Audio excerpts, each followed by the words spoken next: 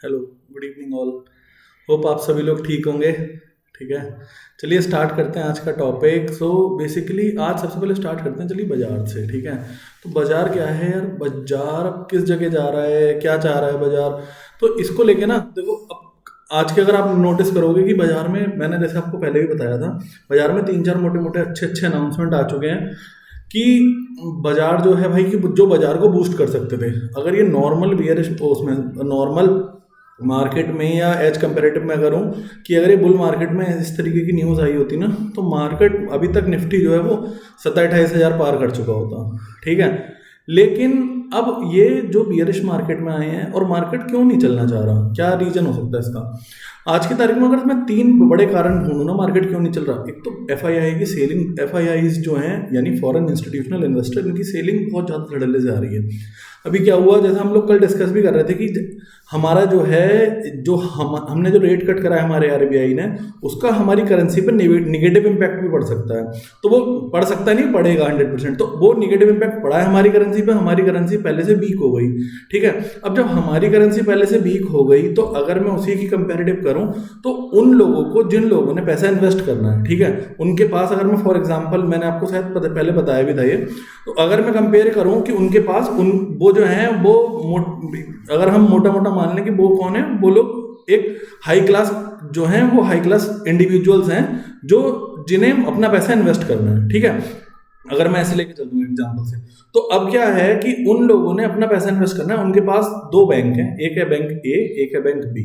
Bank ए कहता है, क्या कहते हैं कि भाई तू अपना सारा पैसा इन्वेस्ट कर, जितना भी तेरे पास है वो मेरे पास इन्वेस्ट कर, मैं तुझे इसकी रिटर्न इसकी रिटर्न तुझे दूंगा रुपीज में। ठीक है, और उस रुपीज में रिटर्न दूंगा, और हमारा रुपीज जो है वो डे बाई डे वीक हो रहा है। ठीक है, अब दूसरा बैंक बी कहता है कि भाई तू मेरे यहाँ इन्वेस्ट कर, मैं तुझे इसकी रिटर्न दूंगा डॉलर में। ठीक है, अब बात क्या हो रखी है कि अगर हम रुपी में रिटर्न उसे उसे अगर हम ये मान लो मोटा मोटा कि अगर हम उसे रुपी में 7 या 8% रिटर्न दे रहे हैं, ठीक है, एग्जांपल लेके चल रहा हूँ, 8% रिटर्न देके चल रहे हैं, तो अब क्या हुआ, वो 8% रिटर्न जो है over the period of 5 year, उन 5 सालों में जाके हमारे रुपी की वैल्यू, अगर मैं मानता हूँ कि 5% और गिर गई, धीरे धीरे धीरे धीरे डेप्रिशिएट होते होते 5% डेप्रिशिएट हो गई, तो उसकी एक्चुअल रिटर्न तो सिर्फ 3% बची। अब इसके कंपैरिजन में उसने सिर्फ डॉलर में इन्वेस्ट करा। अब जब उसने डॉलर वाली बैंक में इन्वेस्ट करा, जो बैंक डॉलर में रिटर्न दे रही है, तो उससे क्या होगा, सपोज उसने आज की तारीख में सिर्फ 6% पे इन्वेस्ट करा, हम रुपीज में 8 दे रहे थे, उसने क्या डॉलर पे जाके सिर्फ 6% पे इन्वेस्ट करा। अब जो 6% वाली बैंक थी, उसकी वैल्यू बढ़ते बढ़ते बढ़ते बढ़ते 5% एप्रिशिएट हो गई, तो 6 + 5 = 11। यानी इतना ज्यादा डिफरेंस आ जा रहा है कि सिर्फ करेंसी डेप्रिशिएशन और करेंसी एप्रिसिएशन से। ठीक है, इसीलिए हम लोगों के यहाँ से जो अच्छे जो एफआईआईज हैं, वो लोग अपना पैसा निकाल रहे हैं, वो लोग दूसरी जगह इन्वेस्ट कर रहे हैं।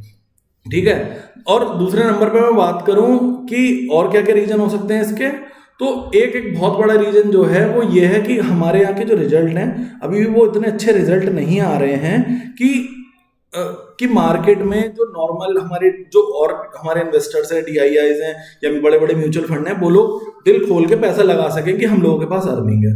ठीक है, तीसरा जो बहुत बड़ा रीजन है वो ये है कि हमारे मार्केट में सेलिंग की कंपैरिजन में खरीदारी बिल्कुल ऑलमोस्ट, ये समझ लो आप, सेलिंग की अगर मैं कंपैरिजन करूं, तो हमारे यहाँ जो मार्केट में खरीदारी है वो बहुत ही ज्यादा डाउन चल रही है। मतलब सिर्फ वही बंदा पैसा लगा रहा है जिसको कहीं ना कहीं थोड़ा बहुत स्कोप दिखाई दे रहा है कि हाँ भाई, इसको जो है, जो मतलब होप रख रहा है कि यार ये अब और मार्केट डाउन नहीं जाएगा। ठीक है, उसके अलावा सारे बंदे जो हैं वो लोग मार्केट में बिल्कुल शांत बैठे हैं। कुछ लोग या तो पैसा नहीं लगा रहे हैं, कुछ लोग का पैसा पहले ही ऑलरेडी 15-20%, 25%, 30% डाउन जा चुका है, तो वो भी शांत बैठे हुए हैं। वो लोग और ज्यादा अभी एवरेजिंग नहीं करना चाह रहे। क्यों नहीं करना चाह रहे, मतलब और पैसा लगा के मार्केट को अपना एवरेज आउट नहीं करना चाह रहे। क्यों नहीं करना चाह रहे, क्योंकि अब एक लेवल पे आके ना, जो मार्केट में इन्वेस्टर है उसके माइंड में पैनिक बैठ जाता है कि यार अभी और तो नहीं गिर जाएगा, अगर जब और गिरेगा तब मैं और चलो पैसा लगा दूंगा, तब मैं जाके लोअर लेवल पे एवरेज आउट करूंगा। लेकिन देखो, अगर मार्केट में आपको बने रहना है, तो कभी भी देखो, आप अगर आपके पास कोई ऐसी चाबी हो या कोई ऐसा वो हो कि आपको जो है सबसे लोअर रेट पे मार्केट में आपको पता चल जाए कि आज ये मार्केट का सबसे लोअर रेट है, ठीक है, और तब आप सबसे ज्यादा खरीद लो। और आपको दूसरे नंबर तरफ ये पता चल जाए कि आज मार्केट का सबसे ज्यादा हायर रेट जाने वाला है, तो तब आप सेल कर दो।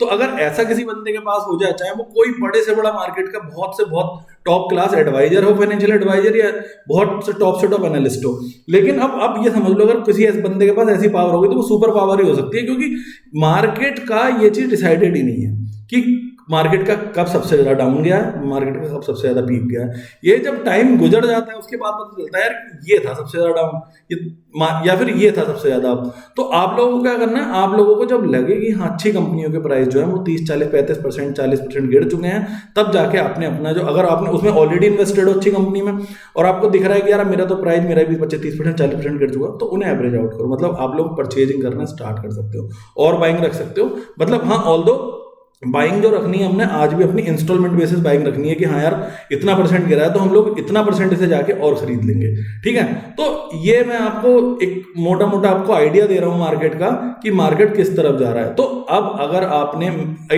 कल मेरे फ्रेंड के थ्रू मेरी बात चल रही थी, वो बोला कि भाई देखो इस टाइम पे मार्केट में पैसा लगाना क्या सही है और वो नहीं, तो मैंने उन्हें एक सिंपल सा एग्जांपल दिया। मैंने कहा देखो अगर मार्केट आज की तारीख में डाउन है, ठीक है, अगर कोई शेयर कल के दिन में 1000 रुपए का था, अब वो 1000 रुपए का शेयर डाउन आते आते आते आते 500 रुपए पे आ गया, ठीक है, लेकिन उसकी मार्केट की वैल्यूएशन बहुत अच्छी है, मतलब उस शेयर की वैल्यूएशन कायदे में देखा जाए तो अर्निंग वाला शेयर है कि उसके पास बहुत अच्छी अर्निंग है, उसके जो फंडामेंटल हैं वो भी स्ट्रांग है, बट बस वो क्यों गिर गया, क्योंकि या तो उसका नियर वाले क्वार्टर का रिजल्ट जो है वो थोड़ा बहुत खराब हो गया, या फिर उसके साथ साथ अब मार्केट में और बड़े जो निफ्टी के शेयर थे या अच्छी कंपनी के शेयर थे वो गिर रहे थे, उसके इंडस्ट्री के शेयर गिर रहे थे, तो वो भी गिर गया। अगर आपको ऐसा शेयर कोई मिल गया 500 रुपए पे, तो उसे 500 रुपए में, अगर हो सकता है वो 500 से मैं कहता हूँ और 450 चला जाए, आपने 50 रुपए का डाउन उसका नहीं देखा, बट आपने अगर 500 रुपए से भी खरीदा और वो अपनी जो पुरानी वाली उसकी हाई पोजीशन थी, उसने 1.5 साल 2 साल 2.5 साल 3 साल में भी उस पोजीशन को पिक कर लिया, तो अगर आप देखो मोटा मोटा आप कितना हो गए, आपने 500 से खरीदा, वो 1000 वाली पोजीशन में दोबारा पहुंच गया, तब भी आपने 100% प्रॉफिट कर लिया over the period of 3 year. 3 साल में 100% का प्रॉफिट है। अगर मैं मोटा मोटा CAGR लेके चलूँ तो 30% के आसपास का 25-30% का CAGR बैठेगा, 30-32% का। अगर मैं मतलब सिंपल इंटरेस्ट बेस्ड कैलकुलेशन से कैलकुलेट करूँ तो 33% के आसपास बैठ रहा है, 33.33%, ठीक है। तो अगर मैं ये कह के चल रहा हूँ कि हमने सिर्फ अगर इतना पैसा भी कमा लिया मार्केट में, तो क्या रिटर्न बेकार है, खराब रिटर्न है? अच्छी रिटर्न है मार्केट में, आप कहीं भी पैसा इन्वेस्ट करके ये रिटर्न नहीं कमा सकते। अब चलिए, ये तो हो गई आपकी मार्केट की बात। अब बात करते हैं कि कल हमारी ना फ्रेंड सर्कल में एक डिस्कशन चल रही थी कि यार अगर मैं देखा जाए हम लोग क्या करें भाई, कि सारा पैसा गोल्ड में इन्वेस्ट कर दें। तो हमारी वो चल रही थी कि यार कुछ मत करो भाई साहब, हमारी तो ये है कि जाओ, जब भी आपके पास पैसा आए मार्केट में 5-7-10 लाख रुपए आए, आप जाओ और जाके गोल्ड में इन्वेस्ट कर दो। आप जो कंपेयर करोगे over the period of time 10 साल 5 साल बाद आपका फिजिकल गोल्ड की वैल्यू बढ़ जाएगी, ठीक है। अब लेकिन इसमें देखो मेरे पास जो है मेरी जो इसको लेके राय है वो ये है कि हाँ गोल्ड ने बहुत अच्छा रिटर्न दिया है। अगर आप लास्ट 5-10 ईयर साल से कंपेयर करोगे तो मतलब निफ्टी को बहुत बार ऐसा हुआ है कि निफ्टी को बीट भी कर दिया। अगर कंपेरेटिव पूरी रिटर्न लोगे तो निफ्टी को हाँ बीट भी कर दिया है। लेकिन अब मैं आपसे अगर बात करूं कि क्या हम अपना सारा पैसा निफ्टी में ही इन्वेस्ट करते हैं? जो अच्छा इन्वेस्टर, निफ्टी क्या है, निफ्टी जो है वो टॉप 50 कंपनीज का इंडेक्स है, ठीक है। अब क्या हम लोग अपना सारा पैसा निफ्टी में इन्वेस्ट करते हैं? देखो अगर आप मार्केट में अच्छे किसी फाइनेंशियल एडवाइजर के पास जाओगे तो वो क्या करता है, वो आपके पोर्टफोलियो को डाइवर्सिफाई करता है। अब डाइवर्सिफिकेशन क्या होता है? पोर्टफोलियो डाइवर्सिफिकेशन यानी कि वो अगर आपके पास सपोज आप 50 लाख, आपने 20 लाख रुपए लगाना है, ठीक है, एग्जांपल लेते हैं, अपने 20 लाख रुपए लगाना है, तो वो 20 लाख रुपए के लिए आपके 15 शेयर चुनेगा। मैं एग्जांपल लेके चल रहा हूँ, 15 शेयर चुने उसने, ठीक है। आपके 15 स्टॉक उसने उठा लिए, 15 स्टॉक्स में आपके उसने पैसा एलोकेट कर दिया। मतलब किसी स्टॉक को उसने 10% का रेट रखा, मतलब कि उसने 10% उस स्टॉक में एलोकेट कर दिया। किसी में उसने 6% करा, किसी में 8% करा, किसी में 10% करा। तो वो डिवाइड कर देगा कैसे, जितना आपका रिस्क बियरिंग कैपेसिटी उसके हिसाब से। अब वो उस पोर्टफोलियो में 15 में से 4-5 स्टॉक आपके रिस्क बियरिंग कैपेसिटी के हिसाब से वो निफ्टी से रख देगा, अच्छे स्टॉक रख दिए। अब आपको निफ्टी की जितनी रिटर्न है वो भी मिल जाएगी। अब प्लस उसके साथ साथ वो क्या करेगा, वो मिड कैप कंपनीज के भी कम से कम 6-7 स्टॉक रख देगा, बाकी आपकी रिस्क बेयरिंग कैपेसिटी के हिसाब से। बाकी बचेंगे आपके 4 या 5 स्टॉक जो भी बचेंगे, वो स्टॉक कहाँ से रखेगा, वो स्टॉक रखेगा आपके स्मॉल कैप इंडस्ट्री से, या ठीक है स्मॉल कैप इंडेक्स से। तो अब क्या मेन चीज हुई इसकी, जब वो आपके पोर्टफोलियो को डाइवर्सिफाई कर देगा तो आपको क्या बेनिफिट मिलेगा, आपको एक तो रिस्क आपका कवर हो जाएगा कि भाई वो लार्ज कैप इंडस्ट्री में लगा रहा है कि निफ्टी में लगा रहा है, तो कल के दिन में अगर स्मॉल केस ने और मिड कैप कंपनीज ने आपको बढ़िया रिस्पॉन्स नहीं दिया, तो वो जो लार्ज कैप है वो कंपनी थोड़ा थोड़ा संभाले रखेंगी।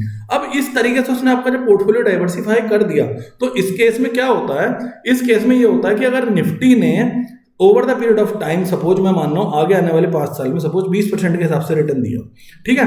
अब जब निफ्टी ने 20% के हिसाब से रिटर्न दिया, तो आपका निफ्टी वाले उसमें भी आप इन्वेस्टेड हो, प्लस उसके बाद आपके मिड कैप ने दिया 30%, तो आप 30% वाले में भी इन्वेस्टेड हो, आपके जो स्मॉल कैप है उसने दिया लगभग 40% के आसपास, ठीक है, क्योंकि वहां पर रिस्क ज्यादा है तो वहां रिवॉर्ड भी ज्यादा है। अब मैं लेके चल रहा हूं, तो कल के दिन में आपने एक रिस्क को डाइवर्सिफाई करके आपने एक ऑन एन एवरेज कम से कम 35% का, 30% का, 35% का आपने रिटर्न कमा लिया, अपने निफ्टी को बीट कर दिया, ठीक है। अब इस चीज में क्या चीज आती है, मतलब ये जो मैं आपको समझा रहा हूँ, क्यों समझा रहा हूँ, क्योंकि देखो अगर मैं सिंपल बात लेके चलूं कि हाँ लास्ट ईयर जो है वो गोल्ड ने 33%, 33.33% रिटर्न दिया, ठीक है, या 33%, 40%, 33% के आसपास रिटर्न दिया, तो क्या वो आगे आने वाले पीरियड में भी 33% रिटर्न देता रहेगा, क्या इसके लिए कोई श्योर है, नहीं ना। तो इसमें क्या चीज है, हो सकता है, देखो मैं बताऊं आपने गोल्ड के रिटर्न की भी मैं आज अभी चार्ट स्टडी कर रहा था, अगर आप देखोगे सन 1985 से लेके लगभग 2004 के आसपास, 2003 के आसपास, ये 18-19 साल का रिटर्न पीरियड था, ठीक है। इसमें सिर्फ गोल्ड जो है वो डबल ही हुआ है, लगभग डबल, यानी 100, 110, 115% बढ़ा गया है। तो अगर आप नॉर्मली इक्विटी मार्केट में देखोगे, यानी कि आप कितना रिटर्न समझ रहे हो, लगभग 6, 5, 6, 6.5, 7% के आसपास का रिटर्न उसने दिया था गोल्ड ने, अगर मैं पूरा कंपेरेटिव करूं हर साल इतने परसेंट रिटर्न देता रहा, ठीक है। तो जरूरी नहीं है कि मार्केट में आपको एक लंबे टाइम तक के लिए गोल्ड में, हाँ आज की तारीख में गोल्ड में अपॉर्चुनिटी है, बट लेकिन गोल्ड हो भी बहुत ज्यादा ऊपर गया है, अब वो इस लेवल से क्या उतना ऊपर फिर जा पाएगा जितना वो इन लास्ट ईयर में बढ़ा। मैं चलो मानता हूं कि चलो मैंने सारी बात मान ली कि उसके बावजूद भी गोल्ड आज भी बढ़ेगा, ठीक है, अच्छे खासे रेट पे जाएगा, लेकिन हम लोगों को क्या करना है, हम लोगों को इस चीज को अपने माइंड में रख के चलना है कि अगर नहीं भी बढ़ा तो क्या, जब नहीं भी बढ़ा तो क्या, के लिए ही एक शब्द बनाया है डाइवर्सिफिकेशन, पोर्टफोलियो डाइवर्सिफिकेशन। क्यों? क्योंकि अब ये समझ लो कि हमें गोल्ड में भी इन्वेस्ट करना ही करना है, तो मैंने एक अपने पोर्टफोलियो के पार्ट को निकाल दिया, मेरे को गोल्ड बहुत अच्छा लगता है, मैंने 15%, 10% का रेशियो रख दिया कि मैं भाई गोल्ड में इन्वेस्ट करूंगा, तो मुझे गोल्ड की रिटर्न भी मिल रही है। अब उसके बाद इक्विटी मार्केट में भी इन्वेस्ट करूंगा तो मुझे इक्विटी मार्केट की भी रिटर्न मिल रही है। इक्विटी मार्केट में भी मेरे पास अब 3 ऑप्शन आ गए, मैं लार्ज कैप में भी करूंगा, मैं मिड कैप में भी करूंगा, मैं स्मॉल कैप में भी करूंगा। तो मेरे पास ये, जब मेरे पास ऑप्शन है कि मैं अच्छे से अच्छी, मतलब मैं वहां पे भी इन्वेस्टेड रह सकूं। देखो कभी भी एक, मतलब अगर आप अच्छे से अच्छे इन्वेस्टर को सुनोगे वो यही बताएंगे, कभी भी अपना सारा पैसा किसी भी एक क्लास ऑफ एसेट में एलोकेट नहीं करना चाहिए, कभी भी अपना सारा पैसा किसी भी एक स्टॉक में एलोकेट नहीं करना चाहिए, कभी भी अपना सारा पैसा किसी भी एक इंडस्ट्री में या किसी भी एक सेक्टर में एलोकेट नहीं करना चाहिए। क्यों? क्योंकि देखो टाइम का पता नहीं चलता कि कब एक पर्टिकुलर इंडस्ट्री पे, सेक्टर पे, इन चीजों पे कब ऊपर से भाई एकदम से गाज गिरे और आपका सारा पैसा डूब जाए। तो हमें क्या करना है, हमें एकदम से ऐसा नहीं करना है कि हमें जीरो चला जाना है या 25, 30%, 40% तक अपने पोर्टफोलियो को इतना डाउन ले आना है। हमें क्या करना है, हमें सिर्फ एक अपना पोर्टफोलियो डाइवर्सिफाई करना है, उस डाइवर्सिफिकेशन करने के बाद हम लोगों को अपने पैसे को एलोकेट करते जाना है, ठीक है। तो अब मैं अगर, चलो मैं एक एग्जांपल लेके चलता हूँ, जैसे मैंने आपको एग्जांपल लिया कि हमने 15 स्टॉक में 20 लाख रुपए इन्वेस्ट करे। अब मैं मान के चलता हूँ कि अभी जो लास्ट में बियर मार्केट चल रहा है ये लगभग 6-7 महीने से, अब मैंने सपोज इसमें 20 लाख रुपए लगाए थे, एग्जाम्पल लेके चलता हूँ। अब वो 20 लाख रुपए मेरे जो पोर्टफोलियो डाउन होते होते, कोई स्टॉक मेरा भाई 20% भी डाउन गया, कोई 15% भी डाउन गया, कोई 30% भी गया, कोई 40 भी गया। अब ये स्टॉक डाउन होते होते मैं अगर अपना पोर्टफोलियो का एवरेज लगा रहा हूँ तो 20 से 25% डाउन चला गया। अगर 25% डाउन चला गया यानी मेरे 20 लाख के 15 लाख रुपए हो गए, ठीक है, मैं एग्री करके मान के बैठ गया। अब मेरे 15 लाख रुपए हो गए। अब इसके साथ साथ मैंने धीरे धीरे पैसे अगर चलो मैं मानता हूँ पैसे नहीं भी लगाए, अब मेरे पास पोर्टफोलियो में ऐसे एक या दो भी स्टॉक हैं, वो दो स्टॉक ऐसे हैं जो उन्होंने कुछ नहीं करना। अब मेरे पास 15 स्टॉक बचे, एग्जांपल ले लिया, मेरे पास 15 स्टॉक बचे, 15 स्टॉक में मैं मानता हूँ सब स्टॉक में मेरे पास एक लाख रुपया है। ऑल्दो ऐसे नहीं होता, क्योंकि पोर्टफोलियो डाइवर्सिफिकेशन में किसी स्टॉक को ज़्यादा भी रखना होता है, किसी स्टॉक के रेशो को कम भी रखना होता है। मैं फिर भी मान के चल रहा हूँ कि मैंने 15 स्टॉक में सब में एक लाख रुपया है।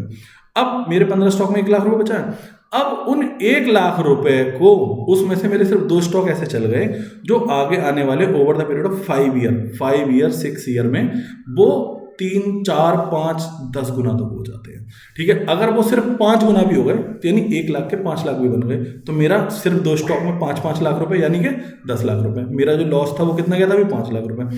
तो 5 लाख का मेरा लॉस तो यहीं कवर हो गया, प्लस 5 लाख मैंने अलग से कमा लिया। अब जो बाकी बचे हुए, क्योंकि मेरा जब भी बुल मार्केट आता था ऐसा नहीं होता है कि आपका सारा, हो सकता है 2-3 स्टॉक आपके थोड़े बहुत हल्के फुल्के निगेटिव में भी चल रहे हो, बट अगर आपने अच्छी कंपनी चूज करी है तो आपको ऑन एन एवरेज आपके टोटल स्टॉक्स पे जो जाके बाकी ओवर रिटर्न जो मिलेगी वो 20 से 25% की, 15% की रिटर्न ऑन एन एवरेज आपको मिली जाती है। मैं मानता हूँ बाकी सारे स्टॉक्स में मेरी 15, 16% रिटर्न मुझे मिल गई, 15, 16, 20% तक आसपास रिटर्न मिल गई। अब यानी कि कितने हो गए? 13 लाख रुपए। 13 दूनी 26, यानी कि मेरे को 13 दूनी 26, यानी 2,60,000 रुपए की रिटर्न मेरे को अलग से और मिल गई। तो 10 लाख प्लस 2,60,000 यानी कि 12,60,000 रुपए। तो मैंने पैसा कितना लगाया था 6 साल में? 15 लाख रुपए लगाया था, और मेरे 5 या 6 साल में मेरे पास लगभग 12, 12.5 लाख रुपए की रिटर्न आ गई उस पैसे पे। यानी कि मेरा 5 साल में, मैं बहुत ज्यादा मॉडरेट सोच के चल रहा हूँ, क्योंकि अब देखो इसमें क्या होता है ना, इस केस में कई बार ऐसा होता है कि आपने अगर मिड कैप में उसमें लगाए आपको 30 से 35% तक की रिटर्न मिल जाती है। अगर आपको ऐसा हुआ तो आपके लगाए हुए 15 लाख रुपए, जो आपने 20 लाख रुपए लगा रखे थे, वो 20 लाख रुपए पे आपको लगभग 12.5, 13 लाख रुपए, 15 लाख रुपए तक आपको रिटर्न और ऊपर जाके मिल सकती है। यानी कि आपको सबसे मेन चीज क्या समझना है? आपको ये समझना है कि आपको जो पैसा लगाना है वो अच्छे स्टॉक्स में लगाना है, और उन अच्छे स्टॉक्स में से आपके दो एक स्टॉक भी अच्छे से चल गए, अपने एनालिसिस करके लगाया, तो वो आपको आपके पोर्टफोलियो का पूरा रिकवरी करके दे देंगे, जो आपका कहीं लॉस में गया है या कहीं ना कहीं आपका अप एंड डाउन हुआ है। ठीक है, बाकी भी आपको, लेकिन ऐसा नहीं है कि सारे स्टॉक में लगभग आपको 8-10 स्टॉक में ऐसे पैसा लगाए रखना है कि जो आपको निगेटिव रिटर्न प्रोवाइड करें। हाँ, अगर एनालिसिस करते रहो over the period of time, यानी 6 महीने में, 5 महीने में, 4 महीने में परफॉर्मेंस देखो स्टॉक की। अगर स्टॉक अच्छे से परफॉर्म नहीं कर रहा है तो उसे अपने पोर्टफोलियो से आउट करो, और जो अच्छा आपको दिख रहा है कि यार आज के तरीके मार्केट में इस स्टॉक में अपॉर्चुनिटी है, उसको अपने पोर्टफोलियो में इन करो। तो यही एक स्ट्रेटजी रहती है मार्केट की। मार्केट को समझो, धीरे धीरे मार्केट में पैसा लगाओ।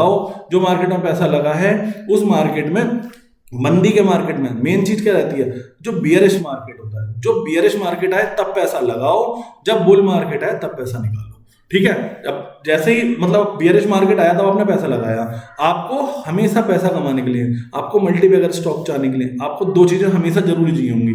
ऐसा नहीं होगा कि आपने बुल मार्केट में पैसा लगाया, आप लोगों ने सोचा होगा, दुनिया में देखा होगा कि लोग क्या करते हैं, जैसे ही मार्केट बढ़ना शुरू करता है, यानी बुल मार्केट आता है, तो लोग पैसा लगाना स्टार्ट कर देते हैं। ठीक है, तो उस टाइम पे वो रिटर्न बना लेते हैं, हाँ 15-20% की, 25% की रिटर्न बना के ले जाते हैं। बट ऐसे लोग जो होते हैं वो कभी भी पैसे को 10 गुना, 15 गुना, 20 गुना, 50 गुना नहीं कर पाएंगे। क्यों? क्योंकि उनकी जो बाय है कभी वो लोअर लेवल्स के आसपास नहीं आएगी। आपको लोअर लेवल के आसपास बाय के लिए एक ना एक बियर मार्केट जरूर चाहिए होगा। जब वो उस बियर मार्केट में आप जाके पैसा लगाओगे, तब जाके आपको एक बियर मार्केट मिलेगा, आपका पैसा एलोकेट होगा। उस बियर मार्केट के बाद जाके आपको एक बुल मार्केट मिलेगा, तब आपका पैसा बनेगा। तो इस तरीके से जाके शेयर मार्केट में एलोकेट करा जाता है, इस तरीके से जाके शेयर मार्केट में पैसा लगाया जाता है। ठीक है, बाकी चलिए यहीं तक रखते हैं। बहुत बहुत धन्यवाद।